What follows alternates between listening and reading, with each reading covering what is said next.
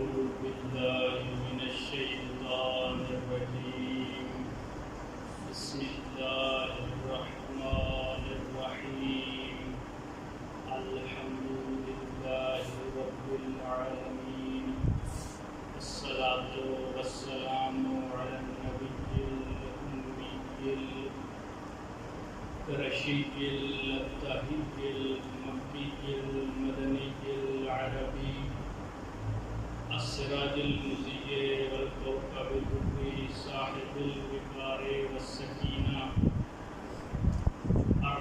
المدفون بعرض المدينة الرسول المصدق والمصطفى الأمجد والمحمود الأحمد محبوب إله العالمين الذي كان المعراج سفره والبراق مركبه وسدرة المنتهى منزله وقاب قوسين أو أدنى مقامه الذي في التوراة اشتهاره وفي الإنجيل أذكاره وفي الزبور أوصافه وفي القرآن إعلانه وما أرسلناك إلا رحمة للعالمين صلى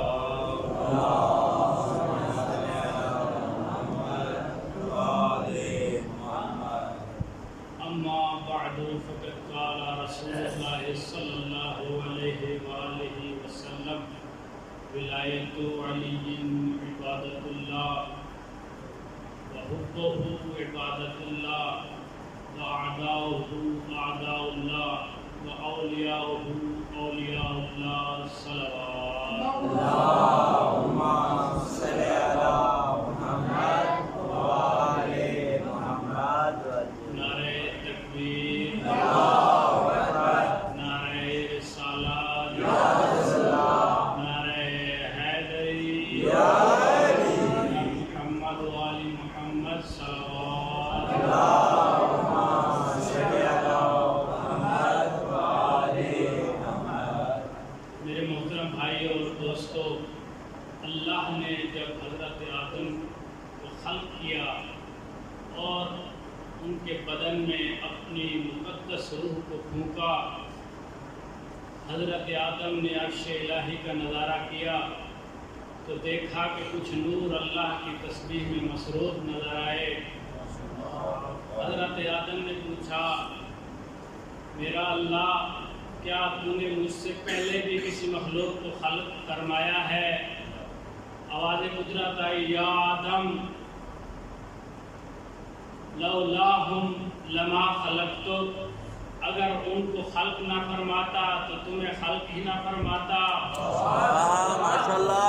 اے آدم، اگر تو اس دنیا پہ آیا ہے تو اس کی وجہ یہ ہے کہ وہ پہلے موجود تھے، ان کے صدقے میں تجھے وجود عطا کیا ہے، اگر وہ نہ ہوتے تو میں تجھے خلق ہی نہ فرماتا۔ میرا محترم، جب خلافت نے حضرت علی کے دروازے کا رخ کیا، 25 یا 35 ہزار انصار و مہاجرین کا مجمع دروازے علی پر جمع ہوا۔ کہتے ہیں ابو طالب کا بیٹا، ہاتھ بڑھاؤ، ہماری آنکھیں ترس چکی ہیں کہ ہم منبر رسول پر علی کو بیٹھا ہوا دیکھیں۔ 25 یا 35 ہزار کا مجمع، سب کی نگاہیں علی کی طرف۔ علی نے اپنے گھر کا رخ کیا، دستار انبیاء کی میراث اپنے سر پہ رکھی اور پیراہن مصطفیٰ کو زیب تن فرمایا، عصائے مصطفیٰ کو اپنے ہاتھ میں لیا، نالین مصطفیٰ کو پہنا۔ پہلی مرتبہ ابو طالب کا بیٹا مصطفیٰ بن کے گھر سے باہر برآمد ہوا۔ اب 25 یا 35 ہزار لوگوں کی نظریں علی کے قدموں پر ہیں۔ جو منبر رسول ہے اس کی 4 سیڑھیاں تھی، 4 پلے تھے۔ رسول گرامی ختم مرتبہ صلی اللہ علیہ وآلہ وسلم سب سے اوپر والے پلے پہ تشریف فرما ہوتے تھے۔ جب خلیفہ اول کا دور آیا انہوں نے رسول کے ادب و احترام میں پہلے زینے کو چھوڑ کر تیسری سیڑھی پہ قدم رکھا۔ جب دوسرے خلیفہ محترم کا دور آیا تو انہوں نے پہلے کے ادب میں دوسری سیڑھی پر اپنی تشریف رکھی۔ اس کے بعد جب تیسرے خلیفہ کا دور آیا اس نے پہلے دونوں کے ادب میں پہلی دو سیڑھی کو چھوڑ کر آخری سیڑھی پر اپنے تشریف رکھی۔ اب لوگوں کی نظریں علی کے قدموں پر ہیں، علی آئیں گے تو بیٹھیں گے کہاں؟ اب علی آئے، کائنات کے خلق کا مالک علی، پہلا قدم رکھا پہلی سیڑھی پر، دوسری سیڑھی پر بھی قدم رکھا، تیسری سیڑھی پر بھی قدم رکھا، اسی جگہ پر آ کر بیٹھے جہاں پہ رسول گرامی بیٹھتے تھے۔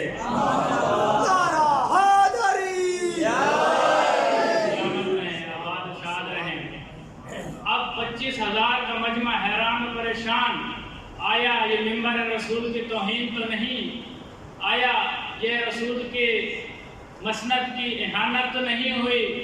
کائنات کے اخلاق کا مالک علی لوگوں کے چہروں کو پڑھ کے فرماتا ہے ھذا مصلوح الخشب لقد وضعت قدم ہاتین فی منکب رسول اللہ فیما، یہ تو لکڑی کا ممبر ہے، تمہیں وہ وقت بھول گیا ہے جب رسول کے کندھے تھے، میرے پاؤں تھے، میں کعبے کی دیواروں سے بتوں کو صاف کر رہا تھا۔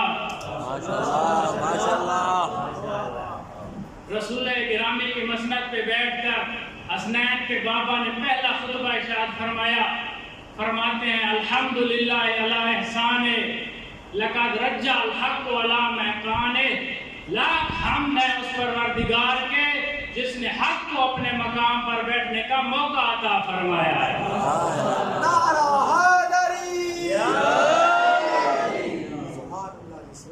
اب پہلا خطبہ امیر المومنین نے ارشاد فرمایا، فرماتے ہیں ان اللہ خلق خلقا من الہوا اکلہم من الہوا شربہم من الہوا لباسہم من الہوا حتی نومہم علی الہوا۔ فرماتے ہیں اللہ نے ایک مخلوق کو خلق کیا ہے ہوا سے، کھاتی بھی ہوا سے ہے، پیتی بھی ہوا سے ہے، جب نیند آتی ہے تو سوتی بھی ہوا پہ ہے، اور اپنا لباس بھی ہوا سے بناتی ہے۔ لوگ پہلے ہی پریشان تھے، پریشانیوں میں مزید اضافہ ہوا کہ اللہ نے اس طرح کی مخلوق خلق کی ہے۔ علی نے اپنے خطبے کی نہج کو بدلا، اپنے خطبے کو رخ کو بدلا، فرماتے ہیں میں جب ان کو درمیان میں جا کر فرماتا ہوں ان اللہ خلق خلقا من الارض اکلہم من الارض شربہم من الارض لباسہم من الارض حتی نومہم علی الارض، اللہ نے ایک مخلوق کو خلق کیا ہے زمین سے، اور کھاتی بھی زمین سے، ان کی گندم بھی زمین پہ اگتی ہے، ان کا پانی بھی زمین سے نکلتا ہے، ان کا لباس کی کپاس بھی زمین سے نکلتی ہے، اگر ان کو نیند آ جائے تو سوتی بھی زمین پہ ہے۔ لوگ پہلے ہی پریشان تھے، علی فرماتے ہیں یتعجبون کما تتعجبون، وہ بھی اسی طرح متعجب ہوتے ہیں جس طرح تم تعجب فرما رہے ہو۔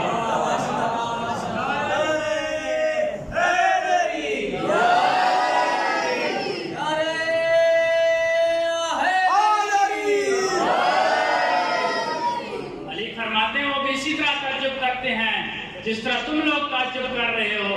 پھر فرماتے ہیں اس پروردگار کی قسم، اس ذات کی قسم جس کے قبضہ قدرت میں علی کی جان ہے، انا حجت اللہ علیہم کما حجت اللہ علیکم، میں ان پر بھی اسی طرح حجت ہوں جس طرح تم پر حجت ہوں۔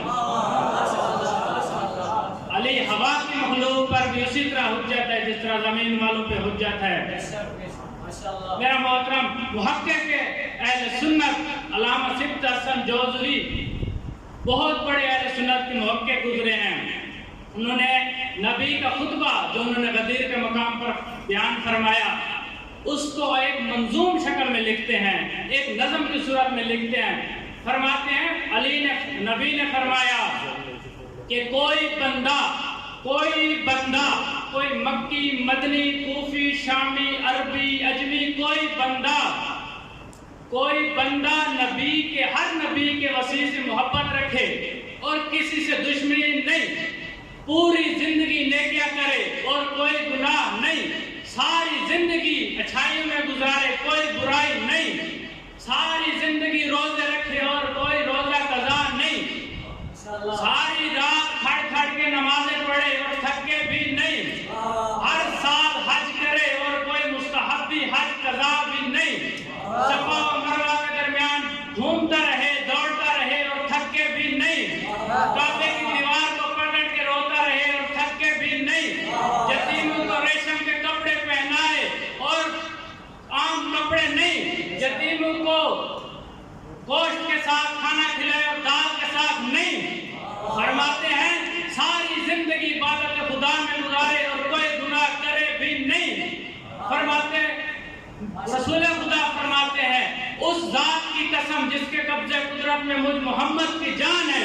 وہ صفا و مروہ کے درمیان دوڑتے ہوئے مظلومیت کی حالت میں مارا جائے، وہ کعبے کی دیوار کے ساتھ دفن کر دیا جائے، مجھے اس ذات کی قسم ہے جس کے قبضے قدرت میں مصطفیٰ کی جان ہے، اگر اس کے دل میں میرے بھائی علی ولی کی محبت نہیں تو اس کی موت اور ایک حیوان کی موت میں کوئی فرق بھی نہیں ہے۔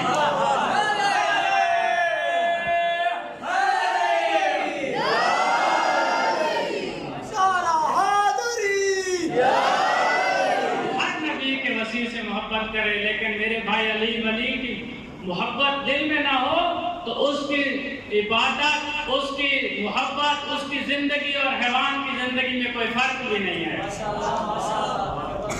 ولایت کے 23 معنی صاحب کتاب نے بیان فرمائے اور ہر محقق ایک معنی پہ متفق ہوا ہے، ایک ہی معنی پہ آ کے رک گیا ہے کہ ولایت کا معنی ہے حق کے تصرف رکھنا، ولایت یعنی حق کے تصرف رکھنا، ولایت علی یعنی حکومت علی، یہ ہمارا بدن ہے، اس بدن کے حکومت ہے، اس پہ علی کی امر چلتا ہے، جس طرح گورنمنٹ ہوتی ہے، اگر کوئی چوری کرے اسے اریسٹ کرو، کوئی قتل کرے اسے اریسٹ کرو، اس طرح بدن کی بھی ایک سلطنت ہے، اس بدن پہ علی کی حکومت ہے، یہ جو اللہ نے عزا و جوار عطا فرمائے ہیں اس پہ علی کی حکومت ہے۔ ولایت علی کا مطلب ہے آنکھ میری ہے، حکومت علی کی ہے، کان میرے ہیں، حکومت علی کی ہے، ہر چیز نہیں سن سکتا، وہی سن سکتا ہوں جس کو علی اور علی کے 11 بیٹے سننے کی اجازت دیں گے۔ ولایت علی کا مطلب ہے ہاتھ میرے اور حکومت علی کی، ولایت کا مطلب ہے قدم میرے، حکومت علی کی، ولایت علی کا مطلب ہے گردن میری، حکم علی کا۔ اب ہر چیز میں نہیں کر سکتا، وہی کر سکتا ہوں جو علی اجازت دے گا۔ اگر سارا دن میں نے کسی شریف کی عزت کو گھور گھور کر دیکھا ہے تو میں نے اپنی آنکھوں میں ولایت علی کو تسلیم نہیں کیا۔ اگر سارا دن کانوں میں ہینڈ فری لگا کے انڈیا کے گانے سنتا رہا تو اس کا مطلب ہے کانوں پہ ولایت علی کو تسلیم نہیں کیا میں نے۔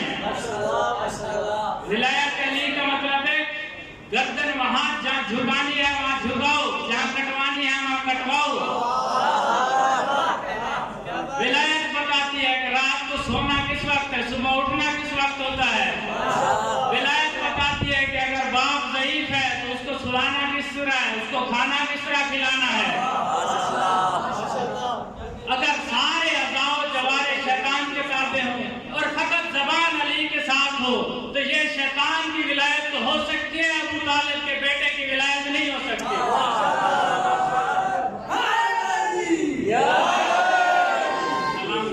سلامت رہے، اللہ بادشاہ رکھے۔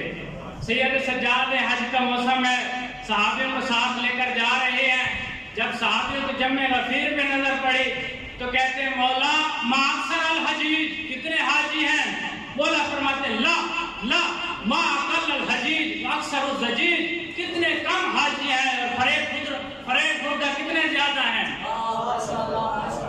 کہتے ہیں مولا سب نے انعام باندھا ہوا ہے، سب صفا و مروہ کے درمیان دوڑ رہے ہیں، کعبے کا طواف کر رہے ہیں، یہ حاجی نہیں ہے۔ مولا فرماتے ہیں میری انگلیوں کے درمیان دیکھ، میرا محترم ہم امام مانتے جو اپنی انگلیوں سے کائنات کی حقیقت کو بتا دے. جب مولا نے انگلیاں بلند کی تو کہتے ہیں مولا انگلیاں ہٹائیں. کہتے ہیں کیا دیکھا؟ کہتے ہیں یہ تو انسان ہی نہیں ہے، حیوانوں کی شکل میں انسان گھوم رہے ہیں، حیوانوں کی شکل میں انسان طواف کر رہے ہیں. سنو وہ کیا وجہ ہے؟ مولا فرماتے ہیں لِأَنَّ قُلُوبَهُمْ خَالِيَةٌ عَنْ وِلَایَةِ اہلِ بیتنا. کہتے ہیں ان لوگوں کے دلوں میں ہم اہل بیت کی محبت نہیں، اللہ نے ان کی شکلیں بگاڑ کے رکھ دی.